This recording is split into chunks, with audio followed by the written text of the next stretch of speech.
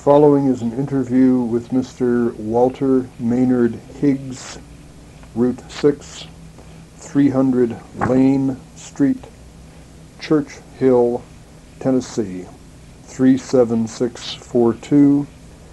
The interview conducted by Dr. Charles W. Johnson of the Department of History, University of Tennessee, in his office on October 4th, 1985.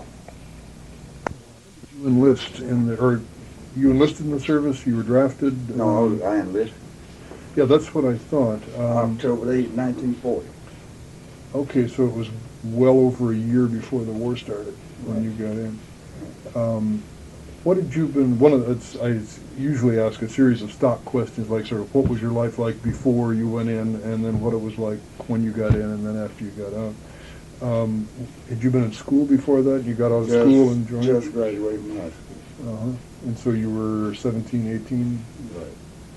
Had 17, had to, of course, back then you had to have your parents consent. They had to sign for you. Mm-hmm.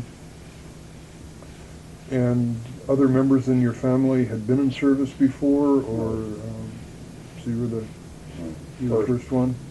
Of course, then I had, funny thing, one of my brothers enlisted right after I did, and another brother, he volunteered several times, and they rejected him every time, and then they finally drafted him. He was acceptable for the draft, but he wasn't for... He volunteered I don't know how many times. And I think it was on Guadalcanal, I believe it was, where he, a mortar got him, and his leg about that big around there. Now, they saved his leg, but they didn't lose the leg, though. No. But, kind of funny. Volunteered all those times. They wouldn't accept him. And finally drafted. You enlisted in the Army. Air Force. Air Force. Army Air Corps. Right. And you could choose the service, the branch of the Army you wanted to get into. Right. That was one of the advantages for volunteering. Right. Yeah. Had there been other people in the community who had been drafted? No. Let's see. That would have been October of 40. The draft law went into effect in September of 40, so it would just have been started. I don't recall the draft law being in effect. It may have been right at that time, but yeah, it was right about then. But it wouldn't have been set up in a community like Axon. Well, at that time, times were hard, and there wasn't a lot to do, no jobs and so on. And of course, I'm sure a lot of people joined for that reason, along with the same reason I did. There wasn't a lot else to do. Do you remember well enough back then to remember whether or not you thought there was going to be a war, or this was just going to be a time of peace in which when you served your, was it 3-year tour? No, I was in there 5 years and 6 months and 8 days. When you enlisted, did you enlist for 3 years? Yeah, and then you went for the duration. Right. Yeah. Do you remember if you figured there was going to be a war, or don't you remember one way? Well, I think so. I think it's pretty commonly thought that there would be. Then you went to basic training, and then went to. How did it work then? Did you go to an Army basic training first, or went to?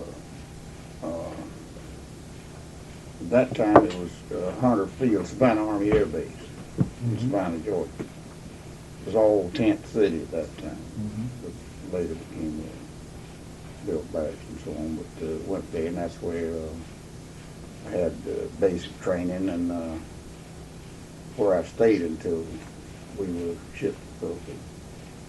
What unit were you in? What kind of a unit were you in? I was in the 27th Bombardment Group Light,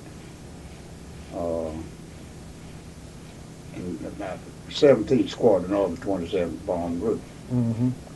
What sort of aircraft? It was we had Lockheed Hudsons. Well, we had B-18s, and then we got Lockheed Hudsons.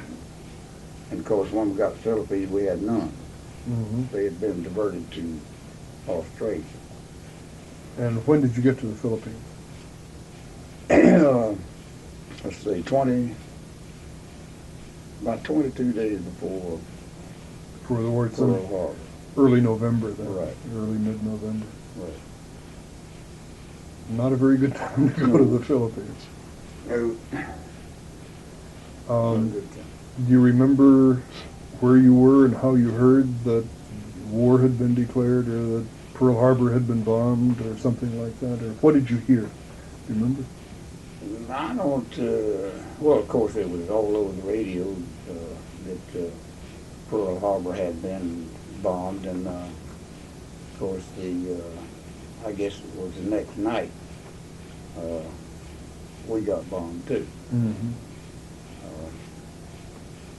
We were at Fort McKinley and outside Manila, and again in Tent City, and got bombed, sprayed, whatever. Japanese came over both day and night. And Well, they hit us that one night, and then of course they didn't particularly bother with where we were at that time. But after then, they started hitting the air bases and Navy and the ships and so on. mm-hmm. They hit Clark Field and destroyed all the B-17s that were there. Mm-hmm. I think it was 17 B-17s. That's all we had. Yeah. And they wiped them out. Mm-hmm. Caught them all on the ground. All on the ground. And of course we had some P-40s and that type of aircraft left, but Mm-hmm. no bombers, or very few bombers that were scattered out of those places. What was your job at the time? I was personnel clerk. But when this happened, everybody became instant infantry. Mm-hmm. Including, I was reading an article just a few days ago about a Navy unit that they put together what was supposed to be a Navy infantry battalion from some people from the Canopus, and they had a few Marines in there. They did. And they used them back down towards the tip of the Bataan Peninsula to try to stop any Japanese who might land there. They had all kind of units, Marine units that escaped from Shanghai. Yeah, the old 4th Marines. Right, all those places. And very small boats they boarded the sides up on and got to the Philippines. And of course, they were just about off in the Philippines. It wasn't the same for Shanghai or anything. Did you have any sense of a plan of any kind, or was it just all pretty confusion? Absolute confusion to begin with. We evacuated Manila on Christmas Eve of '41, and of course went to the damn peninsula. And I had, with all my training, I had never encountered cosmoline. Oh. And that's what the preserved weapon is. Yeah. That wasn't the job. Of course, like I said, everybody was made instant. Well, in our case, we were called provisional infantry until we got airplane, which never happened. Never came. And you had to go through that business of trying to clean a rifle from cosmoline. Mm-hmm. It's some experience. Yeah. Seen before. I had to take an M1 out of cosmoline one time. And, was this an 03 Springfield or an Old M1? Springfield. Yeah, an old Springfield. Going to make you a marksman all of a sudden. Oh, yeah. For sure.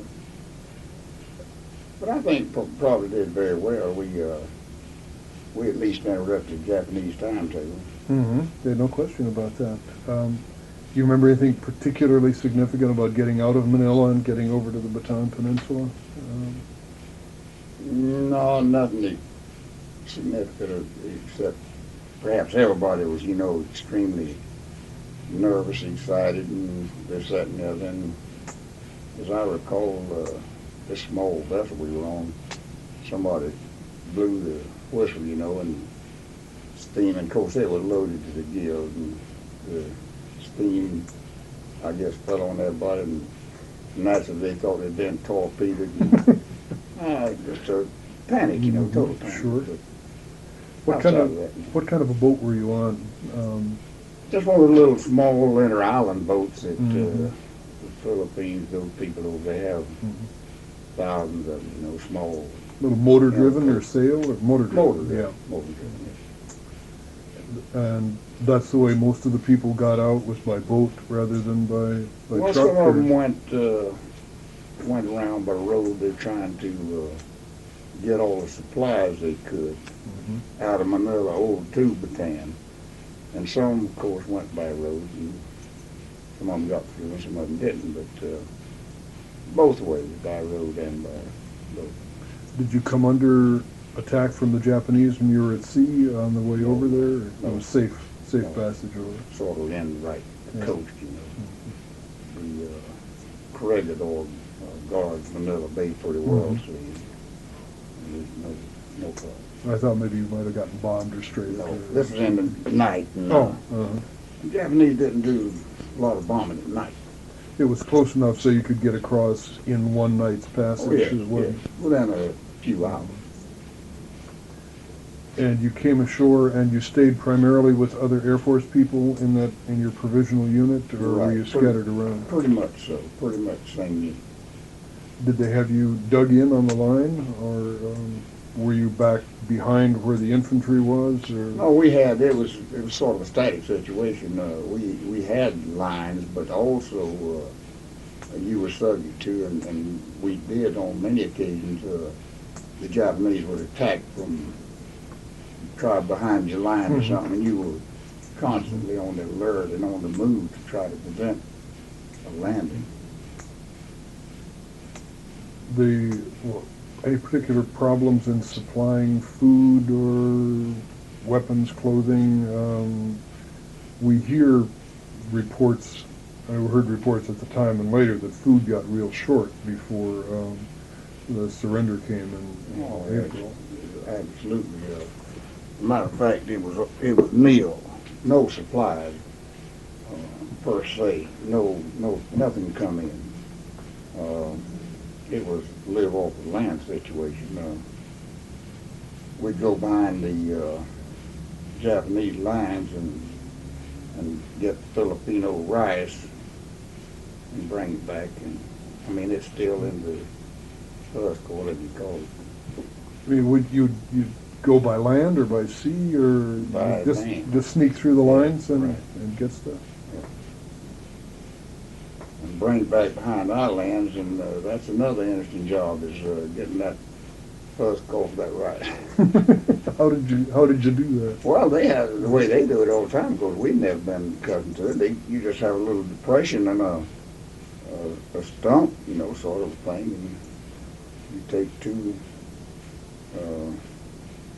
sticks with rounded ends and beat it with that. Hammer it and get the hulls off of it, Yeah. and then take and throw it up in the Yeah, air and throw it let the up wind like blow it we do away. seeds, Yeah. Mhm. Mhm.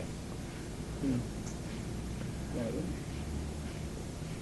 I heard about a cavalry unit over there that ended up eating its horses before they were. Well, 26 Cavalry, they were a very distinguished unit, and of course they were almost wiped out, but they did, and not only the 26 Cavalry, but everybody else. You ate all the carabao that was on our side of the line, all the horses and all the mules, and Mhm. of course a mule meat's better than horse meat. Really? I never had either one. Horse meat kind of coarse. I've been told it's a little too sweet. Yeah, it is. And, mule meat isn't too bad. Of course, I wouldn't want to eat it now, but No. at that time it was a luxury. Other wild animals around, monkeys, anything like that could be eaten, I don't recall seeing a great number of monkeys there. There are monkeys there, of course, but I don't. Of course, Filipinos know they eat them, but I don't recall anybody eating a monkey. I'm sure they did, but I don't recall. Was it a problem with disease? Usually you'd think so in a condition like that where food is poor and medical supplies I aren't don't care. There's no very. medical supplies at all. We had two medicines, calamine lotion and see what the other one for the dysentery and one for Kaopectate or something like that? something, but not the same thing. And I recall the medic was gone. They had a little course of Indian Johnson, and everybody had dysentery, malaria, and everything else, beriberi, and but this lieutenant, who was a friend of mine, came up and said, "Where's the medic?" I happened to be there. I said, "I don't know. What's the trouble?" He said, "Dysentery about killed him." I said, "Well, I can do as much as he can. I'll give you a dose that much." But I made a mistake and gave him a dose of calamine lotion. But he said it. When I found out later, I asked him about it. I said, "Well, how'd that do you?" He said, "It helped a lot." I said, "So it did."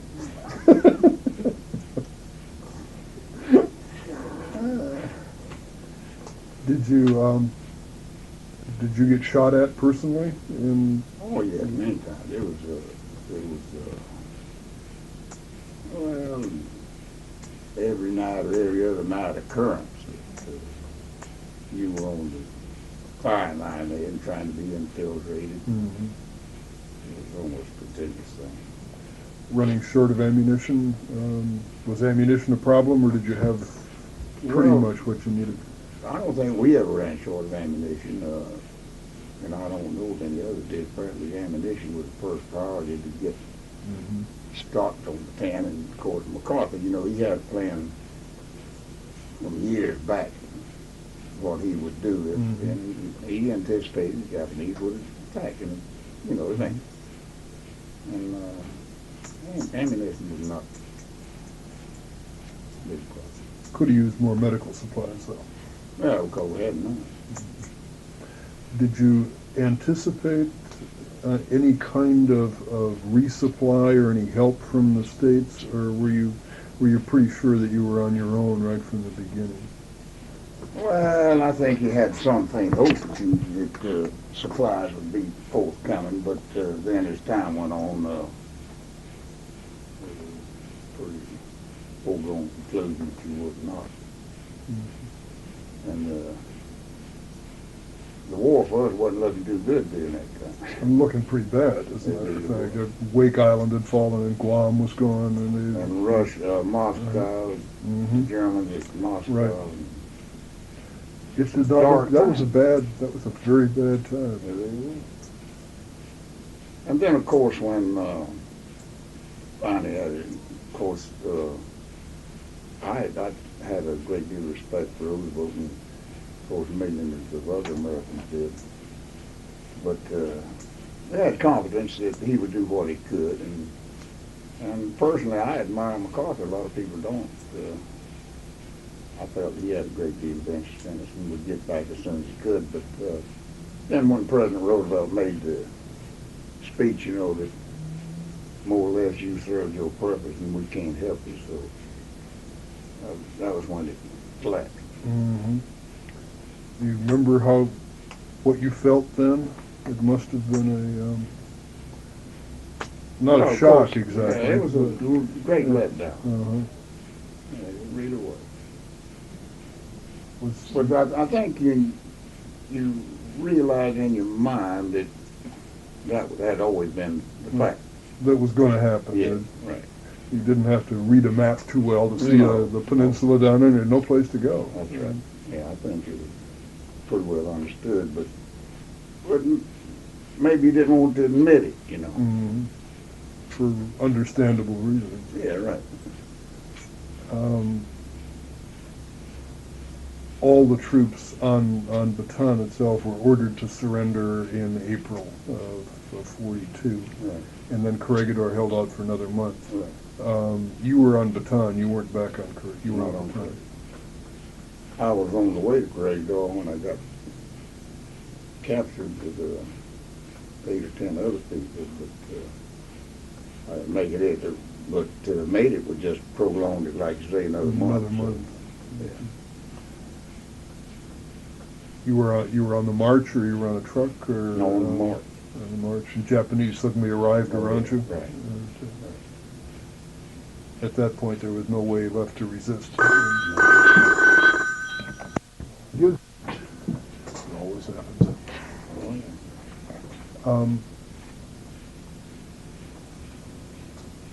Do you remember sort of graphically what the situation was when you were captured, or was it just sort of a vague memory that you've got? Well, I was with a very small group, and it happened to include a brigadier general named Blue Male.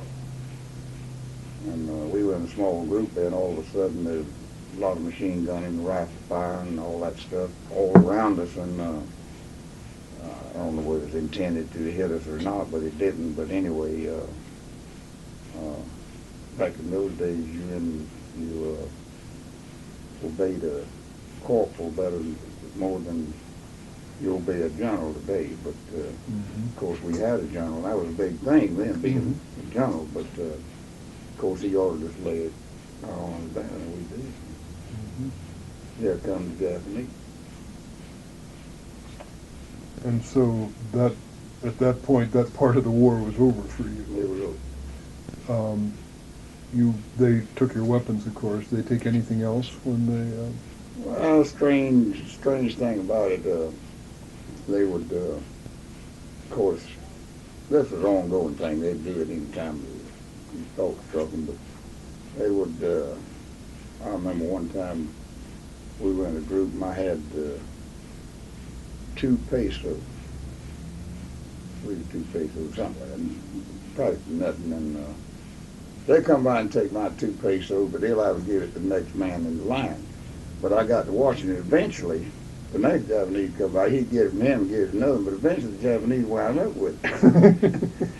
But a very good friend of mine had, I was talking about the 2 pesos, and he had the Squadron payroll. Of course, he was back behind the line, and he had the Squadron payroll. It was payday the day that, or next day or something like that, we were supposed to be paid. And he had the whole payroll, and he went through the same thing that the rest of us did, these searches and all, and they never got a peso off. He got into camp with all these pesos. Well, if you had money in there, you could get just about anything you wanted to know from the Filipinos and this, that, and that. All they ran a serious risk, but I tried to get him. He said going to turn it into the finance officer. I said, what's the finance officer going to do? Oh, this thing will be over in 90 days. I said, I wouldn't look for it. But anyway, he turned it in. And of course, I'm sure the finance officer lived very well, and we almost starved to death. How long after you were captured did you begin that march up to the camp at San Fernando? Right. Yeah. Well, yeah, beyond San Fernando. Yeah. Well, some of those times are kind of vague. So they would kept gathering small groups together until they got, I guess, the majority of people in the started to march. A few days a week? 2 or 3 days, I'd say, something like that. Any kind of overall impression about one of the Bataan Death March is one of the things that almost every American heard about, either then or later. And most people have got some impression of it. I'm just wondering, you were there, what was your impression of it when it was going on? What do you remember from it? Well, it was like a nightmare. I guess perhaps tried to block some of it out. The mind works that way. Right. I think you had to. It was, like I say, it was nightmarish, and I know a lot of people did have nightmares and screaming and those kind of things, but what they had a right to from what was going on during the march. But it was rather nightmarish. Not enough water? One of the things that you heard about. Well, no, there wasn't not enough water. And, not anything to eat. The Filipinos would put water in food and the road for the prisoners marching in, fruit and all that stuff. Of course, the Japanese come along and kicked it over, and if the Filipino was inside, he probably got shot or bayoneted. But they would have a great deal of admiration for the Filipinos, the way they tried to help us. But the Japanese wouldn't let you have water or food or whatever, and if you, which a lot of them did, reach the point they couldn't stand no longer, and they tried to drink out of a mud hole, he got killed. Those kind of things. And if you fell out of line, you were dead. So you tried to help each other just Right. to... Absolutely. And the march, as I remember, took 4 or 5 days for most people and longer for some. Yes, it was in that time frame. Yeah. When you got into the camp, the first camp that you came to after the march, do you remember anything about what it was like, what conditions were like there? Well, it was just, it was a camp that it was a former Philippine Army camp that MacArthur had built. Nipa huts is what it was. The roof was with mat floors and for bed, raised platforms and dirt floors. Like I said, the pound mud roof, called them Nipa huts, and that's what it was. A lot of Japanese guards around, or not very many, or did you have... Oh yeah, to begin with, there was a lot of them there, and of course a lot of them with us on that march, but getting into camp didn't help the situation. It, I guess, all the months on Bataan and then the march itself, getting in that camp was just a culmination of all of it, and that's when the toll started to be taken. When you began to lose more of your friends rather than less? Yeah. Not enough water, not enough food? No, not enough food. Well, you had water. I don't recall there being any shortage of water after we got in camp, but food, yes. Medical supplies? None. Nothing like... Bismuth powder and what I was trying to Bismuth think. powder? Right, and calamine lotion. But that was it. That was it. And anything people might have carried in, but Yeah, right. that probably Some wasn't did. very much. Some did, but not very much. No. Of course, if they did, they guarded it with their life,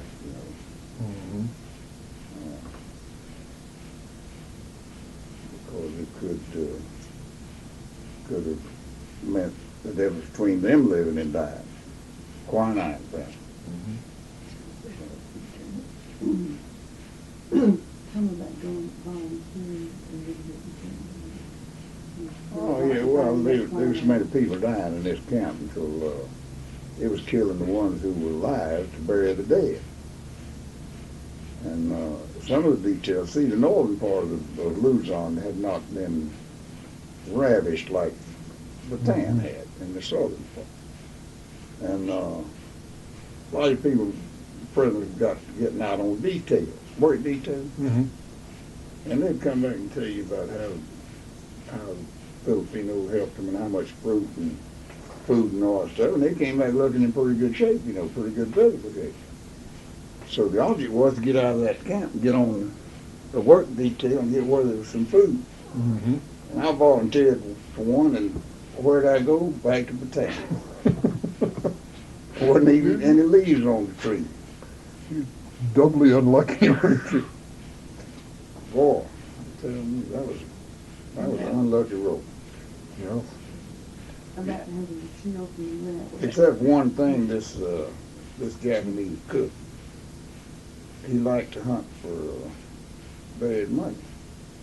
And of course, there's a lot of it buried on Bataan, there's different units. They found out that the Japanese don't get them to bury the money. And he liked to hunt for buried money. So he and I were out one afternoon searching for bread money, and I had had malaria for months, it about killed me. And I started chilling, and so he told me to sit down by a tree there and got the chill off, you know. And he kept looking at the bread money because he didn't find any. But when he came back, he said, all right, let's go. And I started to get up, push up like that, and my hand hit something there, and I picked up, and it was a bottle of quinine, about that big. And I said it, a lot might be in here of that quinine at that time. Just was there. It just was. That's it. Well, you were unlucky a few times. You were very lucky that time. Very lucky, because that malaria killed you, I tell you. That's a bad scene. I had a neighbor who was on New Guinea, and in the 32nd Division when they went in there, Signal Company. And he came back with a variety of malaria. He described a series of kinds of malaria that you could apparently get. There'd be one kind that you'd get once and it'd sort of go away and it wouldn't be a problem. Then the other end you'd get one that would kill you before very long. Some of it lasts And forever. then, yeah, in between. And he had a variety apparently that every few years it'd knock him down again. He teaches over the law school here. It does that sometimes. So I've never had any recurrence of it since I got out of service. But some people do. This fellow was he was taken quite ill here a few years ago, and the malaria had come back again.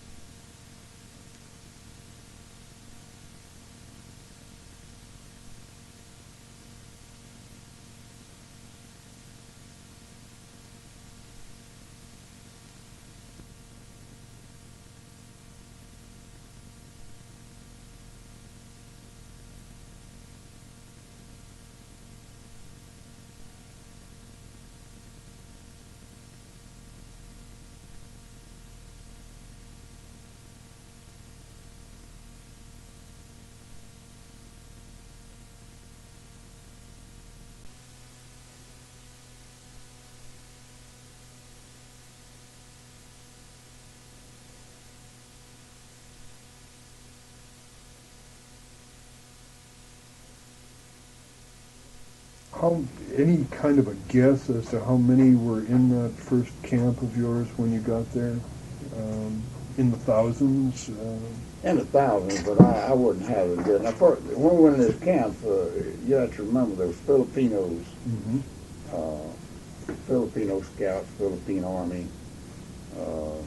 and America. And there were thousands in there. I wouldn't have it again. But the Filipinos were, of course, and more of them, naturally, but they were dying, I believe, at a greater rate than Americans were. It was amazing.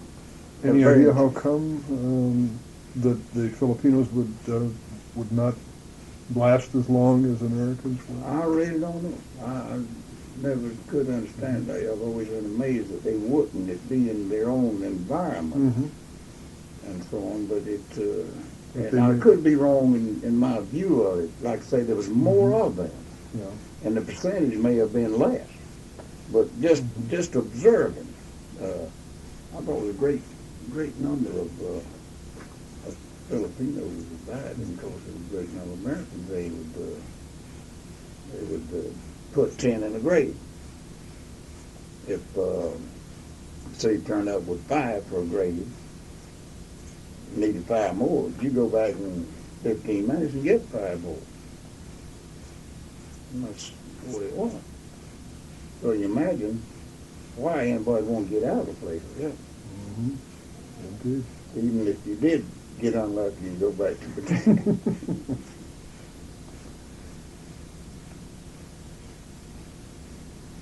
In the camp, did you organize yourselves into not just Filipinos and Americans, but into into any kind of units, or was it just sort of a big group of people? Or were the officers in one place and enlisted personnel somewhere else? They were separation, and I guess the nearest organization you came was by the hut you went. Mm-hmm. 40 to 50 people, I don't recall the number, 75 maybe. I guess that's the nearest organization. And would the senior NCO in a hut be in command? I'm just wondering if the military command structure No, it continued. It collapsed. It collapsed. Japanese were totally in charge. Mm-hmm. Except for, some things unknown to them. We tried to, and you had to try to maintain a little discipline beyond what they were doing, but they weren't total control. But there was some, maybe just as understanding between ranks and so on. We still recognize that a sergeant or a captain or something said something, it had some authority. How long did you stay in this first camp that you were in? For quite a number of months, or was it a fairly short time in transit? Or? Well, let's see, in April I went in there, and I believe about 2 or 3 months, and I went back to the town on that work week. And came back about the end of September. And then went to Japan in October. Oh, fairly quickly then. Before the end of '42, you were in Japan. You must have been some of the first people taken out of the Philippines back to the home island. I think so. Maybe the first batch. Mm-hmm. I'm not sure, but so many of them got sunk Later on. later on. I mean, not some of them more than one time. But when we left there, which was again, I believe, on October 8th. October 8th, something always happened to me. Oh. Oh my goodness. But Next week coming up. that's right. But I believe it was October 8th we left there. And we went out of Manila Bay there, and just as we left Manila Bay, we had a torpedo fired at us and went back into Manila Harbor there and stayed, I don't recall, 2 or 3 days and nights in the hold of a ship in the tropics. Not a good place to be. No, Everything I've heard about that is people convinced me that was maybe the worst part of the whole time. The time in some hold of some ship. I had friends of mine said that, particularly some of those that got sunk, and maybe more than one time, they told me that they had been locked in those holes, and some of them would try to drink the other one's blood, try to cut his wrists and all that stuff. I didn't observe any of that, but they say one of them. It gets awful desperate. That's right. How did they pick you, or did they just sort of arbitrarily say, we want X hundreds of people to go to the Japanese home islands, and you're the ones? They picked you. What method they used, I don't know. They picked the ones to go. Mm-hmm. And after we left Manila, it took us 36 days to get to Yokohama. You were on a slow boat. Well, they was hugging the China coast, see, and in typhoon, see. Trying times and locked in that hole. And I got so sick during the typhoon. Of course, there was a guard standing right at the hatch there. And I got so sick, I thought I was going to die anyway, sleep sick and this, that, and the other. And I came up, and of course, he shouted at, and pointing bayonet, and I didn't pay no mind. I didn't care if I fell overboard, I was so sick. But I went and stood on the rail there and hung on to it, and this wash tub about felt like he was going to sink in a minute, but he let me stand there, and I got feeling better, and went on back down. It's the one I got away with. Yeah. Now, when you got to the home islands, where were you in Japan?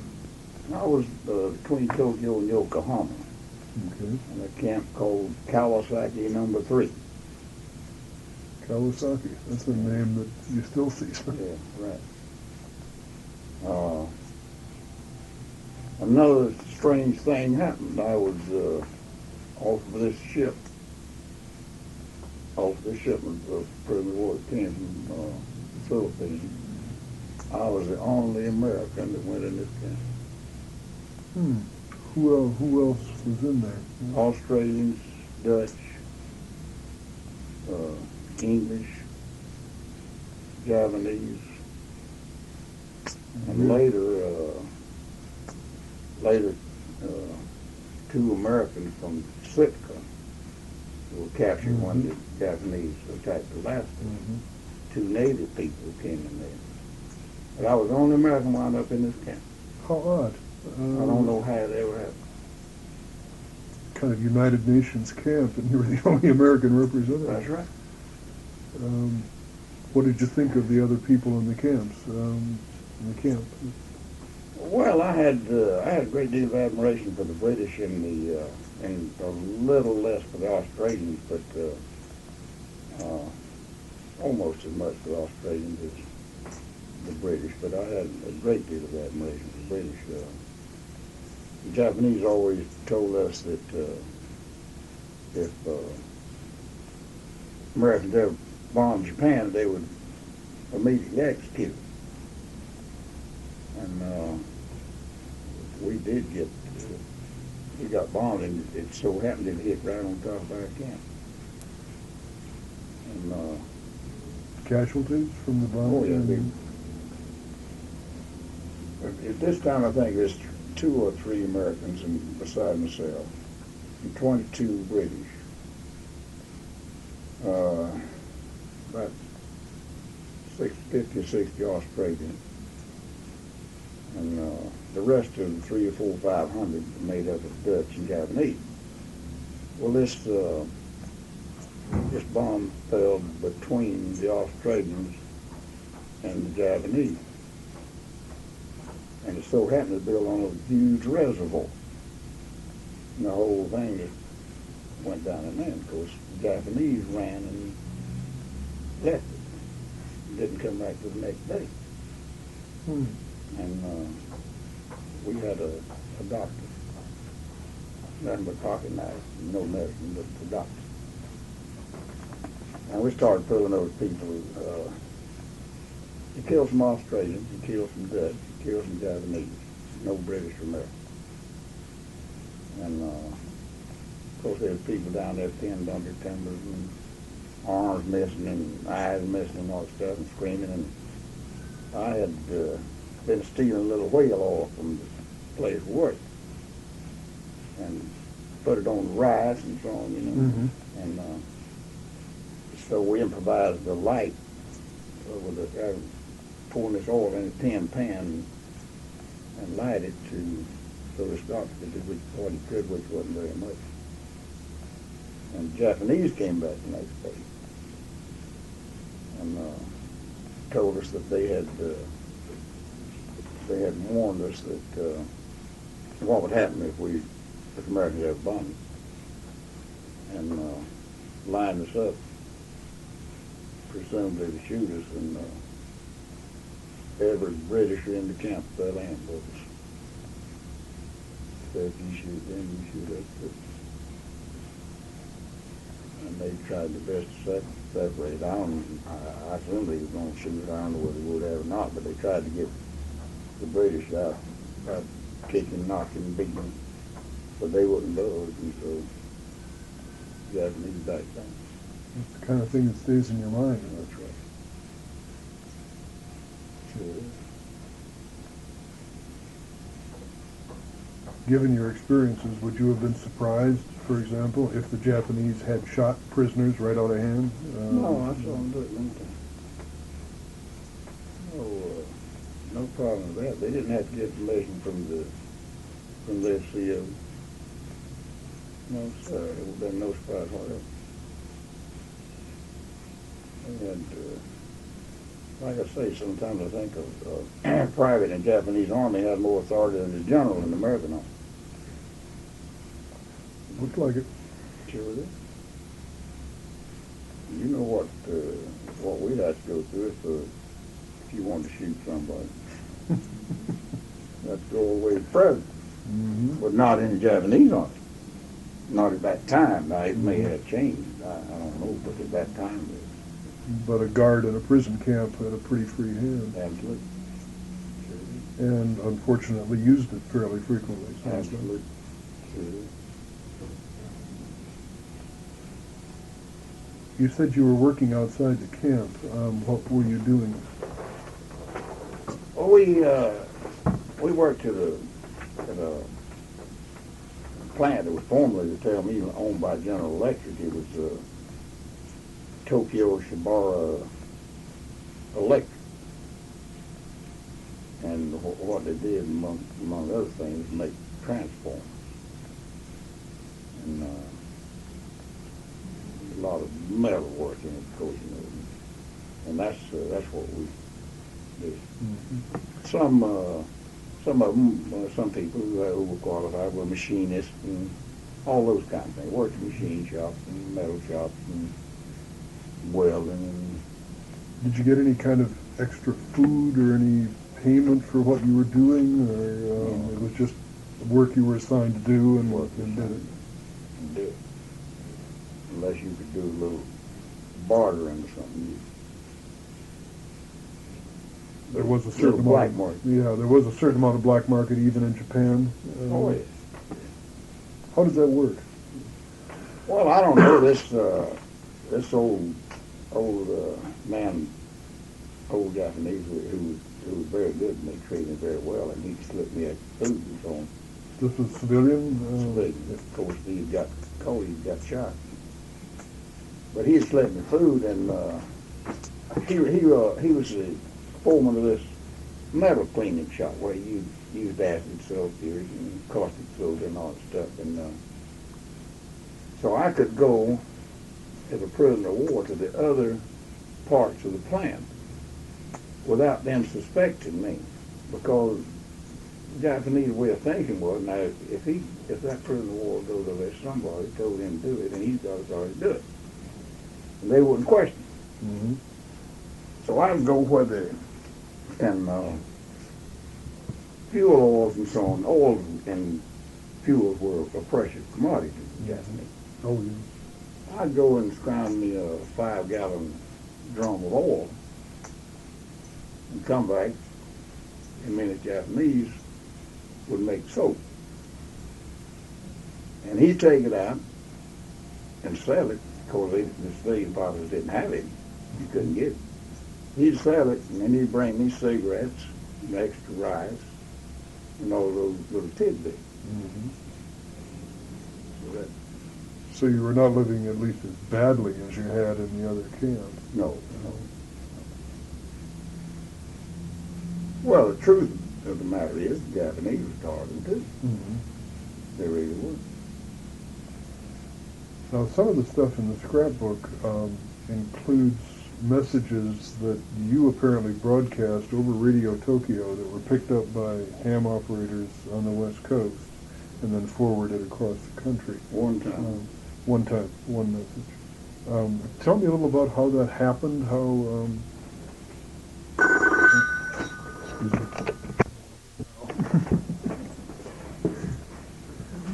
Where were we? About the message, well, as I recall, they decided they would, I don't know, be good to us. Maybe they saw the handwriting on the wall or whatever. They was going to let us send a message on. And, of course, they brought out the recording equipment and had it all up control. It certainly wasn't a live message. Mm-hmm. So it was a recorded message Right. that was made in the camp. Right. I see. Then they carried it back in Radio Tokyo. Mhm. As I recall, I said something in my message about tell it to somebody that's in the Marines. Mm-hmm.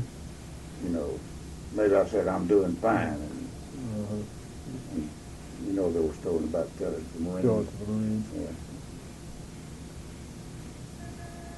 I imagine, though, it was a reassuring message when it got to your people at home. Oh, I'm sure it was. We never knew whether it did or not, Mm-hmm. but I'm sure it was. Yeah. You do have some. It looks like you were allowed to write a very small number of letters Right. through Right. the Japanese prisoner of war people, and then the Red Cross or somebody. Right. I'm not sure how it was done.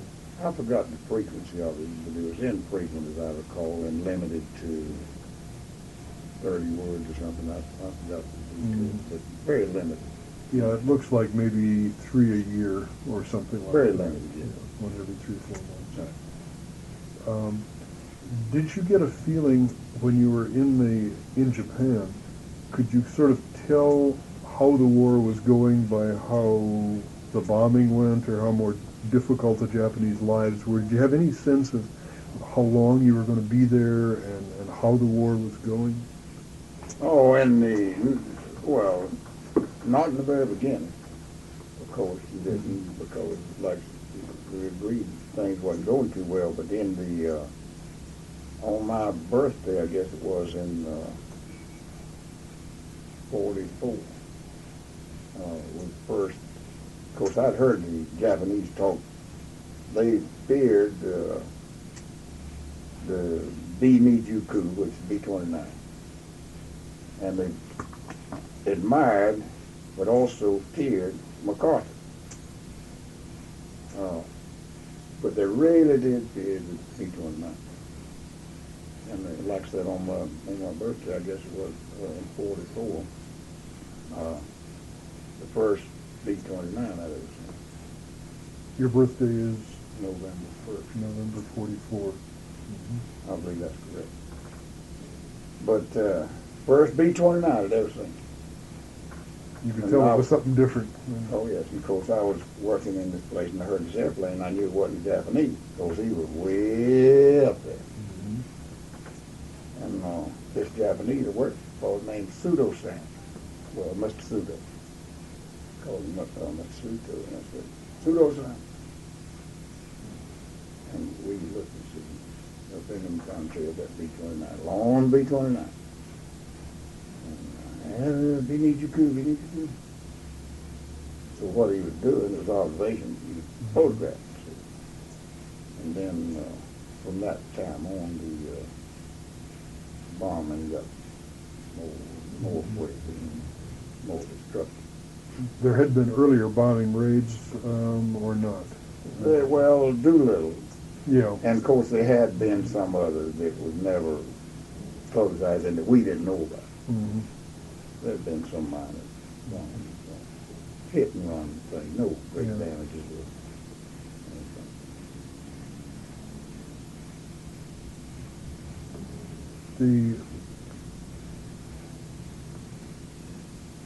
That last year or so, did your living conditions get harder as the Japanese got pressed harder and harder in terms of food and fuel and stuff, or did things stay pretty much the same? Pretty much the same, except it wasn't any rice. You were eating barley and corn, and they were too. Japanese were too. It's about the same thing, maybe a little less quantity. And certainly not the same quality, but if you like rice, and I do, but the portions got smaller and the quality poor. And the intensity of the bombing rates increased as 45 went on. Oh, yeah. Yeah. And then you could see that the level of attack was, that it was going to be over. I imagine there were rumors about a variety of things, about how the war was going. Well, it was visible. They would firebomb areas for miles and miles. There wasn't a house left standing. They bombed us one night in another camp after we'd been moved. This was the first got bombed. We moved us to another camp, and they was firebombing, and this camp we were in was involved in it. And they were using phosphorus, and I know a good friend of mine lost his arm, burned his hormone with white phosphorus. But they rounded us up to try to get us out of the firestorm, and it was a firestorm. It killed thousands of Japanese. It was almost on the level with Dresden when they firebombed it. And they tried to get us away from it, and the camp commander was a Japanese sergeant named Eno. And he was trying to get us out of it, and the Japanese were trying to get to us. You can understand why. They were being killed and burned, and the family was, but they were trying to get to us. And he wouldn't hesitate a minute, and did. On more than one occasion, he rammed that sword through a Japanese. Ran back into a prisoner of war named Kramer from Idaho, who cooked for this camp commander. He had him take white blood off of it. And if it was necessary again, he'd do it. So he had his orders too, that you were to be protected. Right. And That's right. and you can understand the Japanese civilians. I certainly can. That's right. Yeah, I heard stories from people who were shot down in Europe over Germany. They said that once they got into the hands of the military, they felt safer by quite a bit, or the local police officials. But one fellow said he knew of a friend of his who came down in the field and got pitchforked by a farmer. But he was one who didn't make it, killed by the local civilians before they got into the hands of. Well, military, well, even in case of prisoner of war, you better off in the hands of the military than you want to be. So we had civilian guards too at times in Japan, instead of military, and they were 5,000 times more ruthless than the military. They really were. Simply unwilling to. In what ways were they worse in terms Well, of treatment? beatings and all those kind of things. We had one, I forgot what they nicknamed him now, Fu Manchu or something. This British friend of mine nicknamed. But if he ever had the slightest reason to hit you or get to disliking anything, he wouldn't let go until he killed. That's a fact. I recall occasion I got some underwear and some socks from home.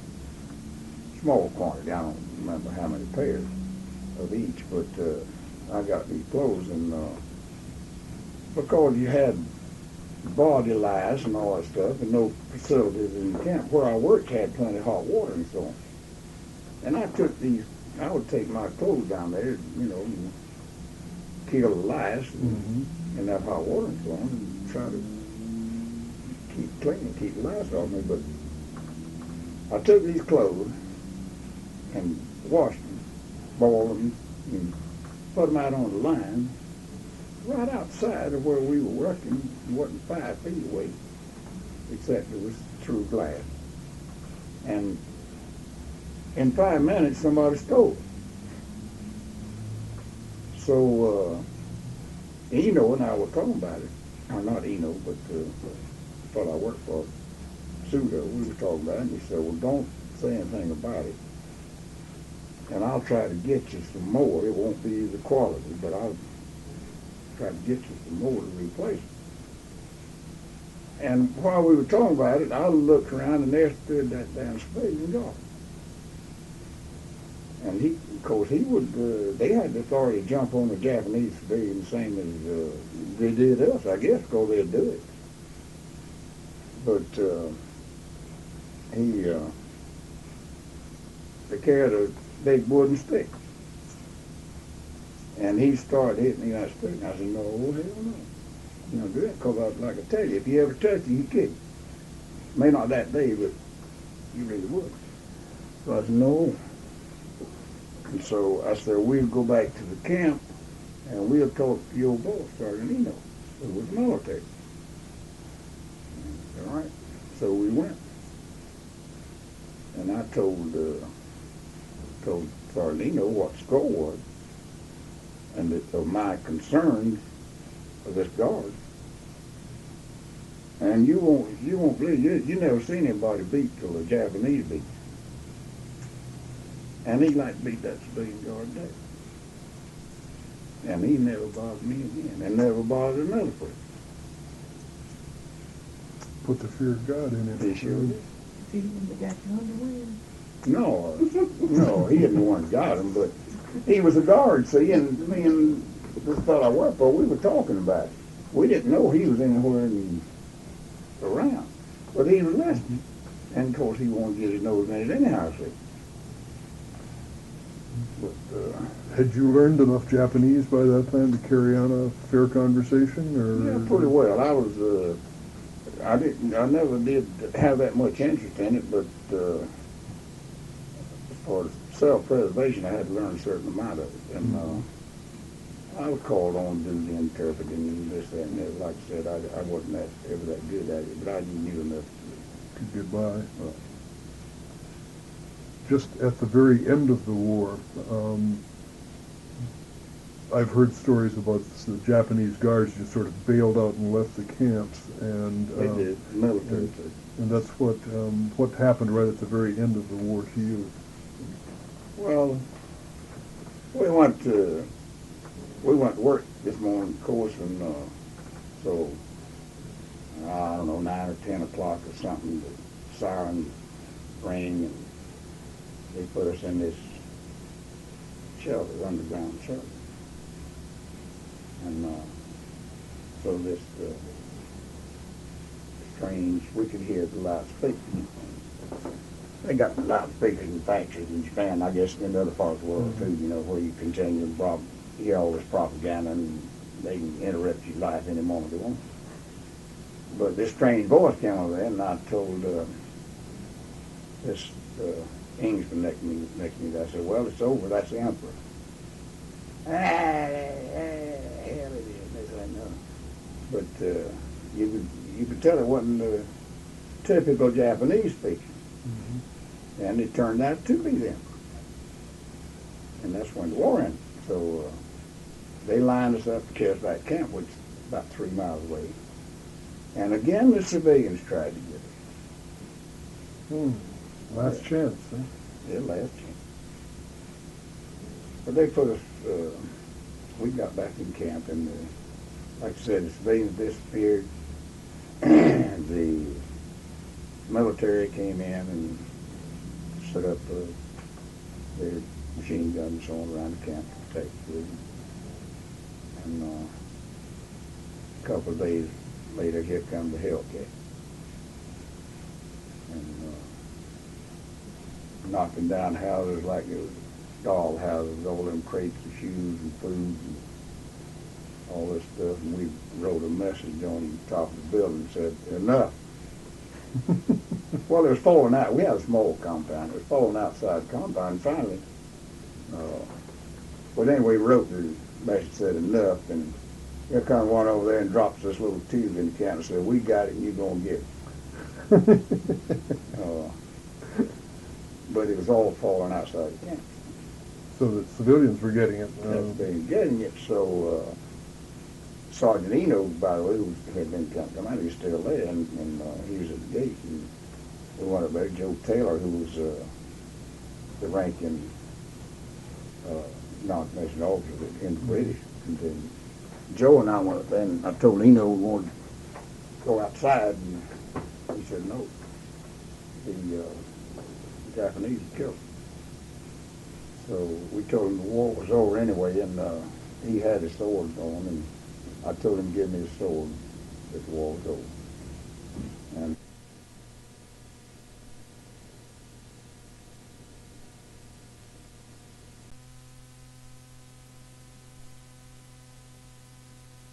sword that you got from the sergeant ended up in somebody else's wall. Somebody else's wall. That's too bad. Really. That's really too I bad. really, that's the only thing that I would bring back that I really wanted, somebody to rip me off.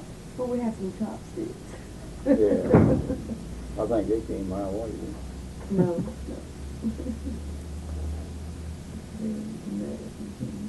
The first Americans that you saw were Marine soldiers. First American we saw after the war ended was 2 or 3 sailors. I don't know what they're doing, setting up some kind of communication, something down on the beach there, and we went down and they took us out to the destroyer. And the skipper, they must have been 10 or 12 in this group, maybe less. But anyway, he took us out to this destroyer, and the skipper of the destroyer told us, said, "You see all these ships?" And you couldn't see the end of it. There was so many ships in that area. You couldn't see the end of it. Said, "You see all these ships? If there's anything that you want to eat, it's got to be somewhere out there, and I'll get it for you." And of course, they started laying this chow on us, and we hadn't eaten in so long, it didn't take much. Mm-hmm. And I saw some of them actually cry because they couldn't eat food. I imagine your weight was down to. Well, about 90 pounds, I believe, at that time. And then, by the time I got home, and after about 45 days, I weighed 189 pounds. You put it on in a hurry. I really did. And then I went to... You had a lot of catching up to do. I sure did. Then I went to Miami, sort of adopted brother of mine and me, and went to Miami for 2 weeks, and we didn't eat or sleep during the 2 weeks, and drank a lot of booze, and I got an ulcer. I started losing weight. Peacetime couldn't handle peacetime. Oh, yeah. Well, we went down there, and a friend of mine, we got down there, and we're talking about Adrian. My parents had raised him. We about the same age. My parents had raised him, and Adrian would go to sleep in the middle of the conversation or anywhere else, and I finally got him killed. But we went down there, and this friend of mine gave me a brand new car. He said, loaned it. He said, "Here's the key. You keep it, you get ready to leave, and then bring the keys back." Well, I got tired driving, so we just parked the car, and we'd ride the bus. So I'd have to stay awake to tell the agent where we got off at the hotel. So I got tired of it, and I told him one night, I said, "I'll tell you what, I'm not staying awake. Now, you need to stay awake and tell us when we get off the hotel. We just ride the bus all night." And we did. We get in the line, the driver would wake us up. We'd go the other end of the line. We never did make the hotel that night. We was playing pretty good on the bus. How long was it between when you got liberated from the camp and when you got back to the States? I think all in all about 45 days. They put us on a hospital ship from the destroyer, and of course the other groups too. Quite a few of the people in pretty bad shape. Oh yeah, Physically. yeah. And they started taking us to Manila, and MacArthur stopped there to bring them back. I'm flying them out.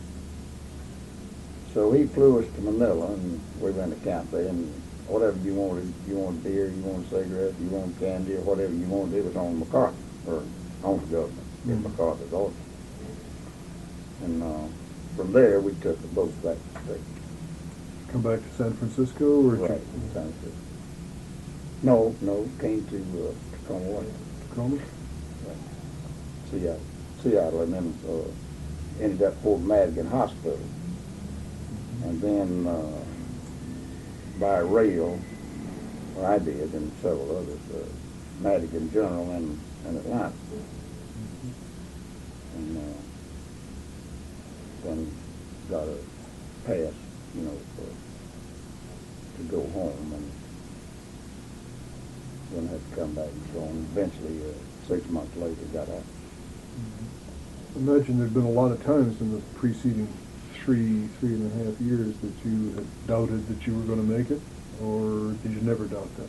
I never doubted that. Okay. MacArthur was coming back. That's right. I never doubted that. I didn't know when it would be, but I knew it would be. And you also knew that you were going to survive the war. I certainly had that hope.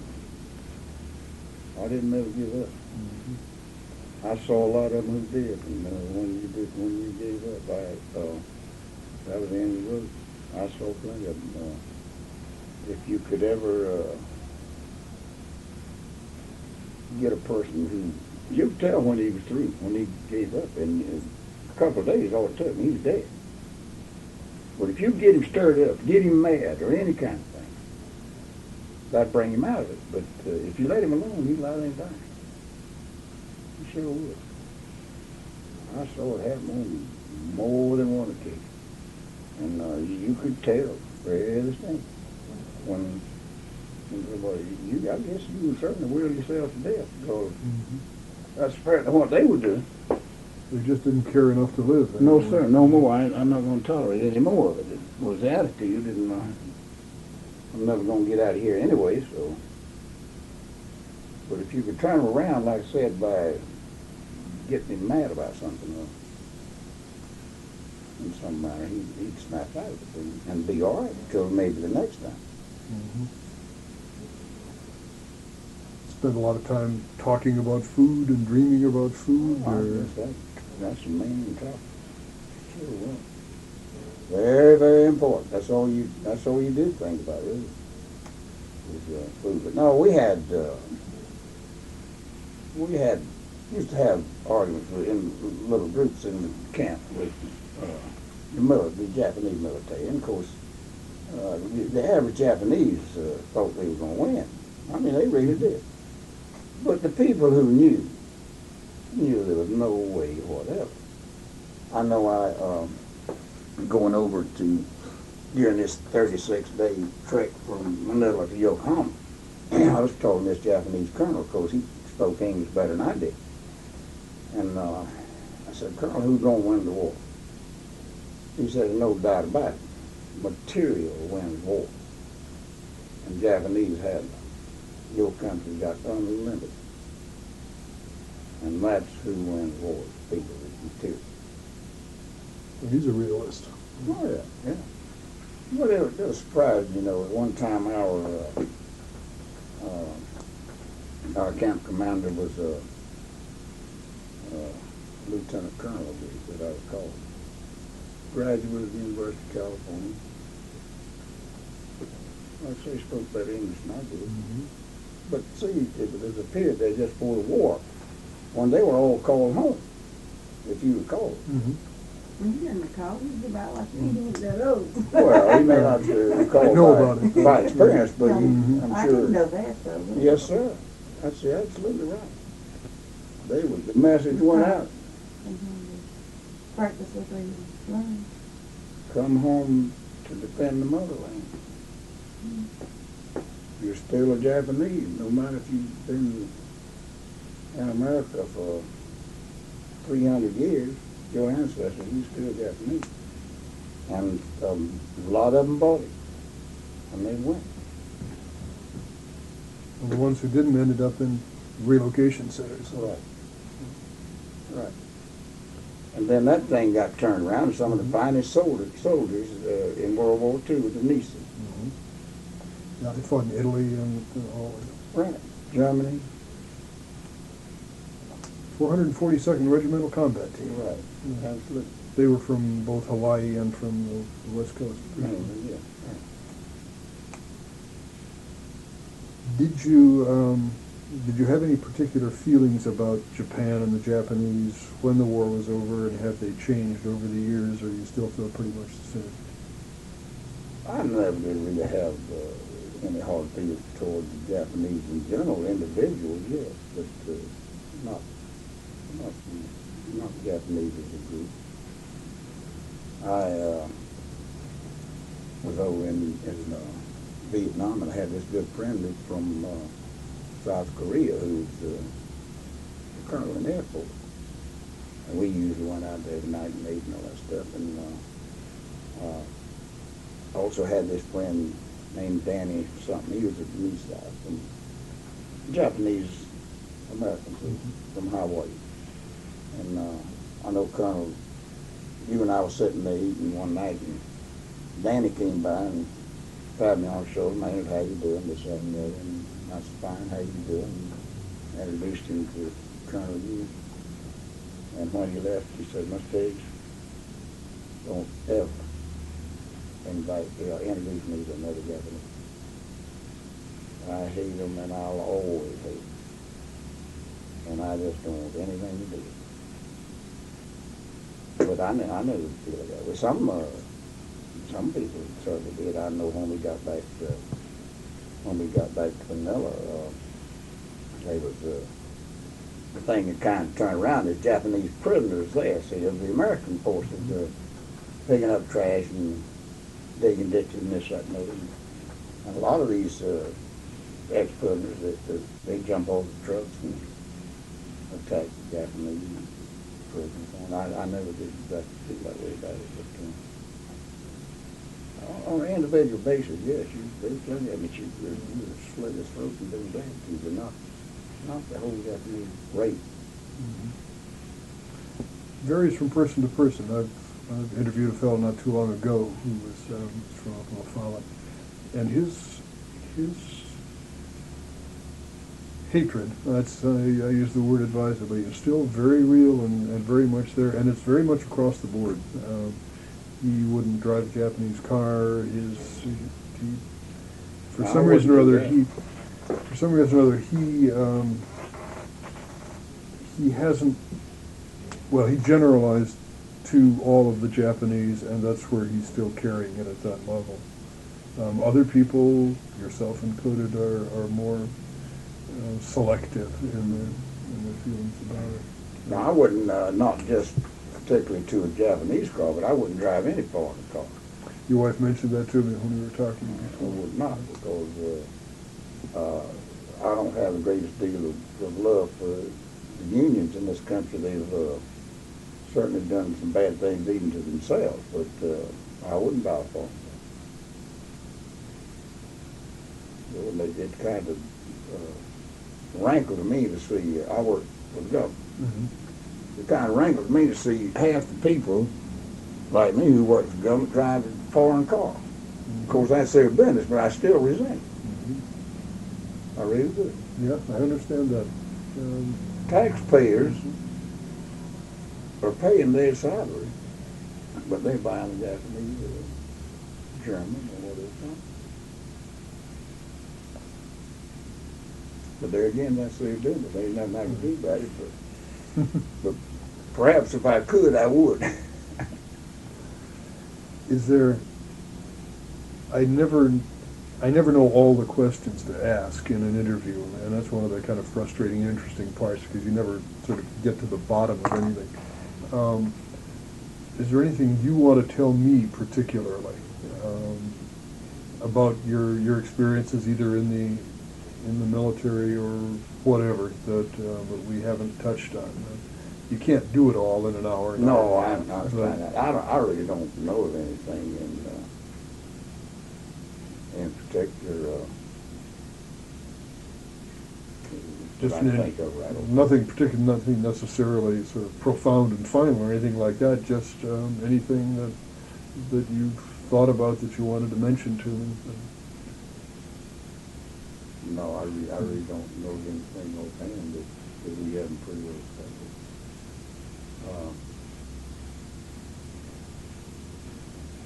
No, I really can't think of anything. Perhaps I will later from time to time, but not. Probably will. I don't think of anything right now. Well, I thank you for coming in. I really glad to appreciate do you that. coming down. To attack the landings. The first waves of troops come ashore about 6:30 in the morning through a very heavy surf that again makes it unlikely, the Germans think it unlikely that we'll be landing that night. On the British beaches, the way it's lined up, you've got essentially three British beaches, British and Canadian, an American beach here and an American beach here. Actually, the landing here at Utah Beach is further to the west than had been anticipated because the current was a lot heavier and these people get swept away to the west when they're coming in. But at this American beach and these three British and Canadian, Gold, Juno, and Sword, the landings go quite well. The troops get ashore and get a decent-sized lodgment relatively easily. It's always a relative thing, but it's relatively easy. In the center, the American 1st and 29th Division coming ashore at Omaha Beach have some very hard and heavy work to do before they get up off the beaches. The German defenses are pretty good. The beach defenses are pretty solid in that spot. And it's at least until noon, from 6:30 until noon, that this thing is hanging in the balance. Because if the Germans can drive in and reach the beach here, then you can turn both ways and roll that whole thing up. You've blown a hole in the enemy's line, and you can just take him and roll him up.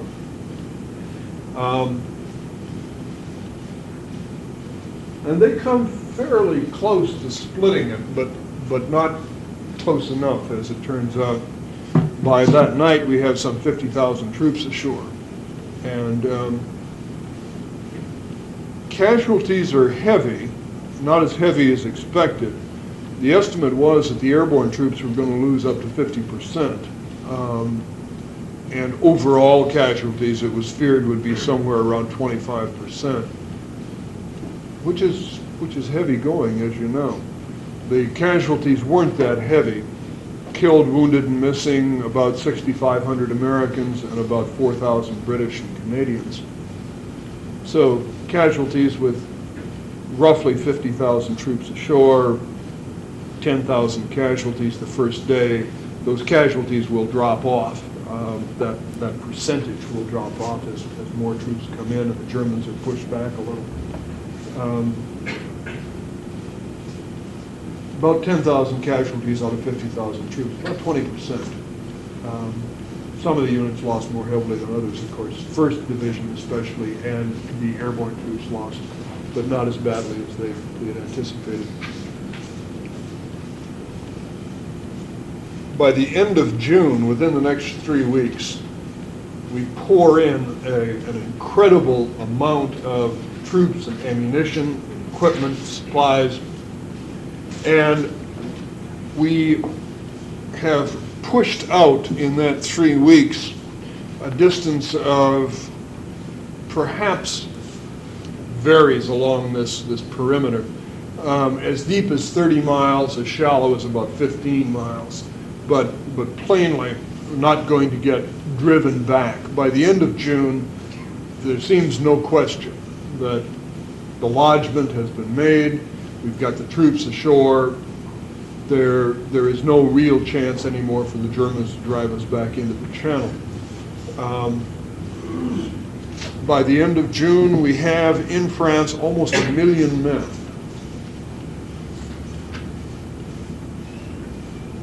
$200,000 vehicles, 500,000 tons of supplies. The logistics of this operation continue to amaze me. Every time I start to dip into the Normandy landings, not just personal courage that's involved, but the planning that had to be done to get everything in. This is why, for one reason, this is why there's so much wastage in war. You have to always plan on bringing in more than you need of everything, because some of it isn't going to get there. And you'll end up sometimes with a 2.5-ton truck full of paper clips that did get ashore when you're looking for 30 caliber ammunition and you didn't get any. But when you bring in enough stuff and you're a little bit flexible in moving it around, you going to be all right. We've got, by this time, let's see, 13 divisions operating under Bradley, 12 divisions in the British and Canadian side, some American troops involved there too. But 1 million men in 3 weeks. One of the Mulberries got blown away in a storm, pretty well destroyed. It was a bad storm that hit a few days after the landing, and it did a fair amount of damage to these harbor facilities that we built. And with the buildup, let me hand out a map to you here. I think this is not a bad point for that. Some places let me mark for you or note for you. It shows the German counterattack and the closing of the fellow's pocket. But up across the top of the map, of course, that's the southern end of the British Isles. The English Channel up at the upper right, the Strait, the Pas-de-Calais, and that's where the Germans thought we were probably going to come. Where we come is into Normandy. See where it says Montgomery. By that time, the 21st Army Group has taken shape, and he's in command of that, and over to the west is Bradley and 12th Army Group. Let's see, to mark, you start with Montgomery and come inland.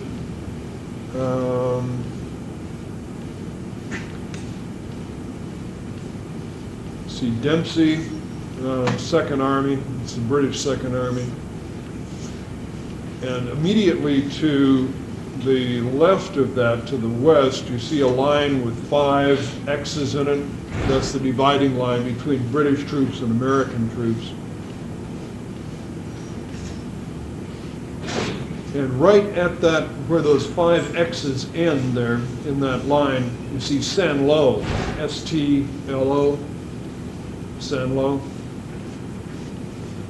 And if you go east from there, underneath Dempsey's name, heading east, that kind of follows the perimeter that we had at the first 3 weeks. Coming out to Saint-Lô and then heading east. American troops are driving in towards Cherbourg.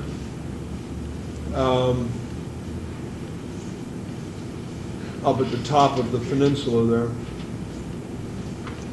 Let's see, other places I want you to note. Looking at that arrowhead, you see Dietrich's name. Except Dietrich, he's commander of the 5th Panzer Army. Right under his name, you can almost make it out, that's Falaise, F-A-L-A-I-S-E. You see the L-A-I-S-E, all right, Falaise.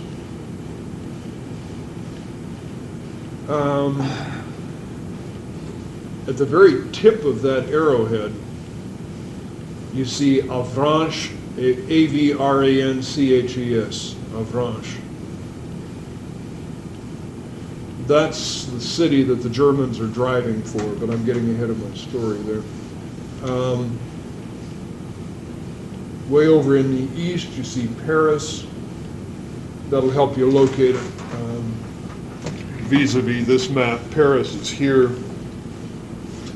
Normandy up here, the landings, Cherbourg here, and then the Seine River running into the Sea of Le Havre.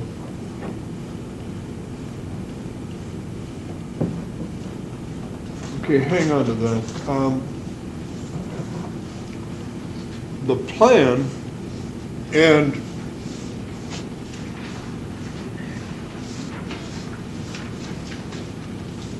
you need to understand, I guess, up front how important the plan is. The plan has been in the works since 1942. There are a series of books, increasingly large, laying out where everybody should be, who will be in command where, where everybody should be by D plus 3, that's June 6th plus 3 days, June 9th, and D plus 10, and D plus 20, and D plus 30, and 60, and 90, because you have to have a plan. If you don't, there will be no way to coordinate all of the things that you've got to do in order to make this invasion assault work. And according to the plan, the breakout was to come. The first 3 weeks went just about as planned. It was on the line. There's some slippage. There's bound to be in an operation like this. But in general, people were pretty much where they were supposed to be, and the supplies were coming in as they were supposed to. Had to do some adjusting because of the destruction of the American mulberry, but in general, things were working out pretty well. Now, according to the plan, about the end of the 3rd week, or there's some flexibility into the 4th week after D-Day, Montgomery is to break out around Caen, C-A-E-N, which you can't see on this map, but it's below Dempsey's name there. Right? It doesn't show up there. But the breakout is supposed to come there. Montgomery and the 21st Army Group, which is primarily British and Canadian, although there's some American troops attached to it. 21st Army Group is supposed to drive almost due east from Caen, heading for the Seine River, north of Paris, north and west of Paris. A secondary assault will be made by Bradley's people, which will swing down underneath, which will wheel underneath and protect Montgomery's flank, heading also for Paris, or heading for Paris.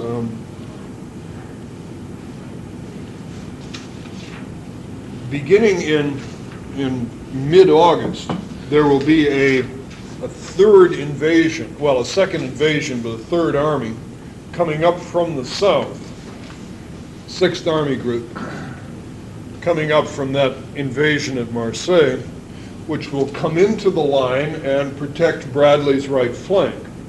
And so the way it will be lined up, you're going to have Montgomery in the north, the 21st Army Group, and then protecting his right flank will be Bradley, the 12th Army Group. And then coming up from the south will be Devers with 6th Army Group.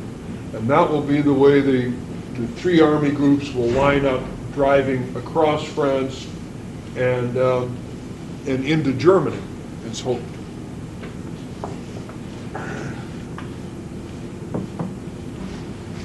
The whole thing sort of comes apart. Montgomery can't break out at Caen. He explains in his memoirs at some length that he is fighting the heart of the German armor at Caen. The Germans understand how important he is and his army is, and they are fighting hard, and they truly are. There's no question about that. Nobody has questioned the capacity of the British or Canadian soldiers. Either then or, well, then some Americans did, but it was unfair. They were doing as well as I think could be expected.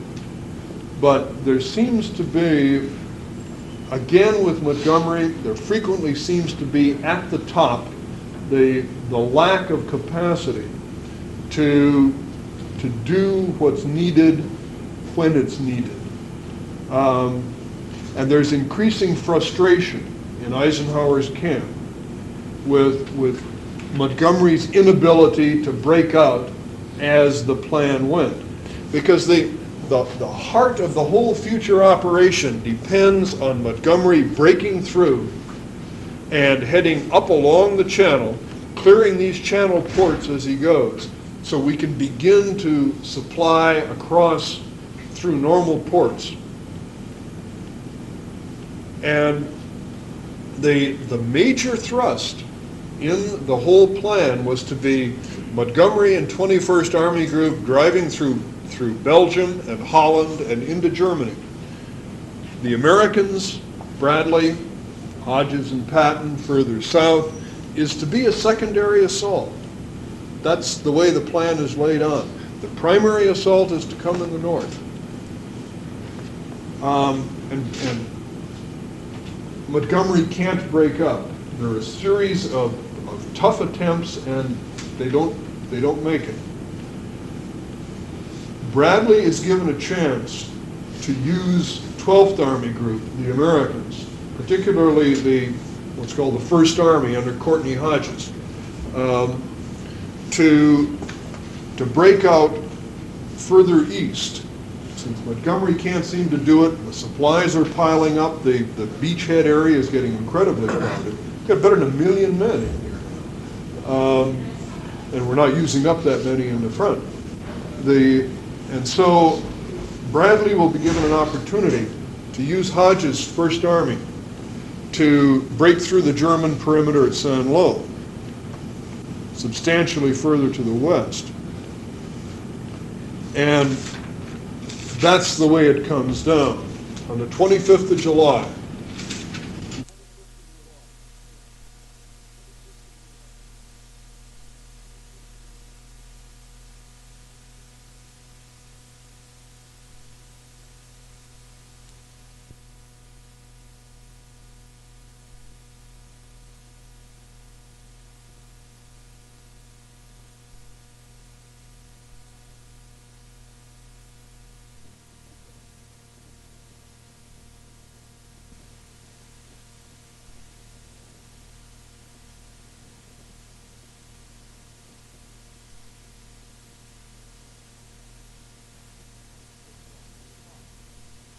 it's what's called bocage.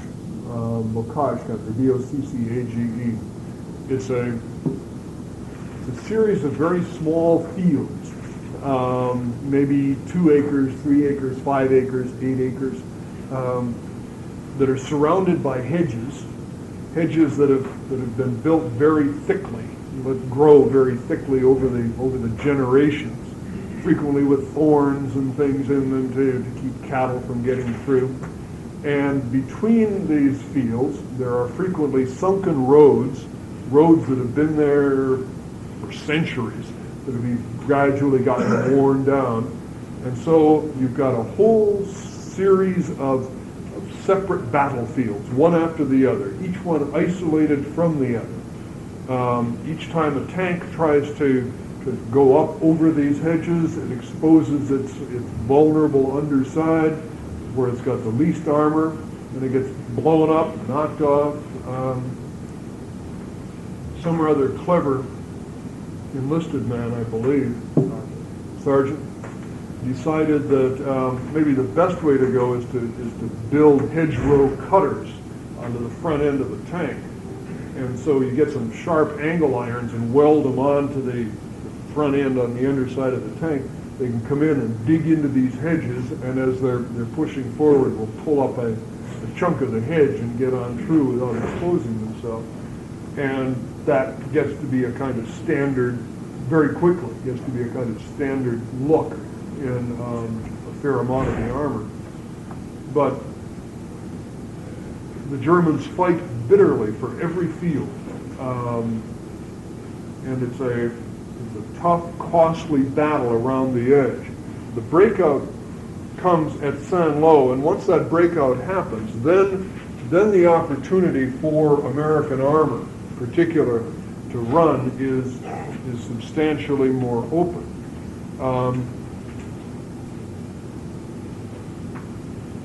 You can kind of see from the map here what happens with that breakout.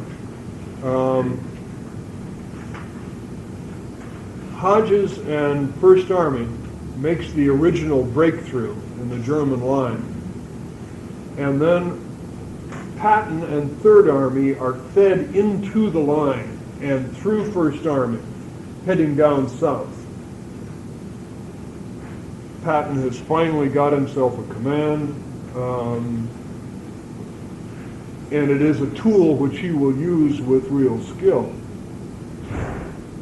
He will also acquire for himself a lot of the glory, which people in First Army don't like real well. Hodges doesn't have the flair for headlines that Patton does. First Army takes a lot of casualties. First Army always feels throughout the war that they don't get enough credit for the fighting that they do. That a lot of it goes to the glory boys in Third Army with a lot of the tanks. Yeah. Patton used to be with First Army. Didn't he used to command First Army? Bradley commanded First Army before Hodges did. Bradley moves up to 12th Army Group and Hodges takes over First Army. Now, he doesn't here. Patton at one time in North Africa commanded the 1st Armored Division. And then he takes over 2nd Corps when Friedendahl is replaced after Catherine Pass. And 1st Armored Division is part of that command. That's probably what it is. Well, what happens is Patton takes 1st Army, 3rd Army south after the breakout. Hodges and 1st Army is left essentially to make sure that that hole stays open as 3rd Army is funneled through going south. And as 3rd Army moves south past Avranches and begins to break loose, and we're making a larger and larger commitment to the south, the Germans see an opportunity for a counter thrust. They will make a drive, and it's a serious effort under the overall command of General von Kluge. You can see him, Kluge, command of Army Group B. You'll have 7th Army under Hauser and the 5th Panzer Army under Dietrich. Eberbach, a total of 19 divisions, including 5 Panzer and SS divisions. Much of the best of the German army in northern France is committed to this drive. And what they'll do is to try to drive for Avranches and the coast, feeling if they can do this, they can cut off all those American troops further south, and by this time we've got a substantial number. We've got better than 200,000 troops to the south. We can cut off Patton and 3rd Army in the south and those elements of 1st Army that are down there. Drive through to the sea. And then perhaps all bets are off. Then with something like this, then maybe they can drive the Americans back and the British back. Partly because we know the attack is coming. We have been reading the Germans' mail too. This is something that's come out only in the last few years. The Germans had what they felt to be a perfect encoding and decoding system. It turns out it wasn't, because of a fairly complex process, including some Polish workers who are working on one of these things and get away to Paris, and it finally ends up in England. And a group of very sophisticated intelligence analysts get a hold of this. What the heck is the name of it? The Ultra Secret. The Ultra Secret, right.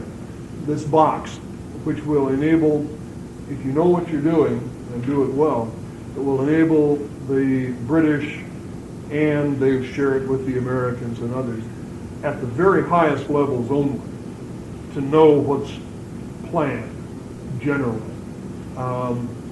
And up until about 5 years ago, that was not generally known. There were rumors of it in people who did World War II history, that in fact we knew more about what the Germans were doing than anybody let on. But it was a very well kept secret. And it's only been in the middle, late 70s, after the 30-year rule had passed, that the books, there is a book, The Ultra Secret, that's been written, and there's other information that's out about it now. We knew an attack was coming here, and we had a pretty good idea where it was going. And Patton and Hodges and Bradley and Montgomery and a few people up on that level were able to make their plans in those terms. But it's one thing to know something's coming, and it's something else entirely to be able to do something about it. And in this case, what we do about it, and it works, the Germans drive through, and we manage to hold the shoulders on both sides of that German drive. And then the British and Canadians will drive south towards Falaise, and I spotted Falaise for you on there. And the Americans will come around from the underside and drive north and cut off all of those German troops that are beyond the breakthrough. And so what appears to be a very real danger to the Allied cause, and in fact could have been, because things don't necessarily have to go the way you plan, but what appears to be a very real danger turns instead into a very real opportunity. And this so-called Falaise pocket doesn't close quite as quickly as it ought to. Patton drives up to the line, the stop line, where the American troops have got to stop, and the British and Canadian troops don't close from the north as quickly as they ought. Give me just a second and I'll finish this up. But while the pocket doesn't close as quickly as it should, over 60,000 German troops are either killed or captured. There's a second pocket that closes up right on the sand behind them after this by the end of August. And in those two pockets, one brought about as a result of the success of the other, the Germans lose killed or captured better than 125,000 troops. So that's the heart of two field armies.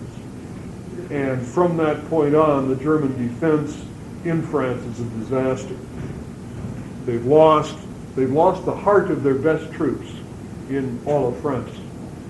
The drive from the south is coming up very quickly, and the Germans are falling back.